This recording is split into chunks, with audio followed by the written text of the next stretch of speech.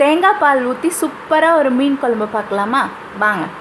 ஒரு சட்டியில் எண்ணெய் ஊற்றிக்கோங்க. கடுகு, வெந்தயம், சோம்பு 3ம் போட்டு நல்லா பொரிஞ்சு வந்தோடனே 3 பச்சை மிளகா, கருவேப்பிலை, பூண்டு ஒரு 4 பல் பூண்டு குட்டி குட்டியாக கட் பண்ணி போட்டுக்கோங்க. 10-15 சின்ன வெங்காயம் போட்டு கொத்தமல்லி தழை போட்டு நல்லா வதங்கினதுக்கு அப்புறமா தேவையான அளவு கல்லுப்பு, மஞ்சத்தூள், மிளகாய்த்தூள், மல்லித்தூள் 2 ஸ்பூன், மிளகாய்த்தூள் 1 ஸ்பூன் போட்டு நல்லா வதங்கினதுக்கு அப்புறமா 3 தக்காளி பேஸ்ட்டாக அரைச்சி வச்சுருக்கேன், அதையும் ஊற்றிக்கோங்க. 2வது 3வது தேங்காய் பாலில் புளி போட்டு கரைச்சி வச்சுருக்கேன், தேவையான அளவு புளி போட்டு ஊற்றிக்கோங்க.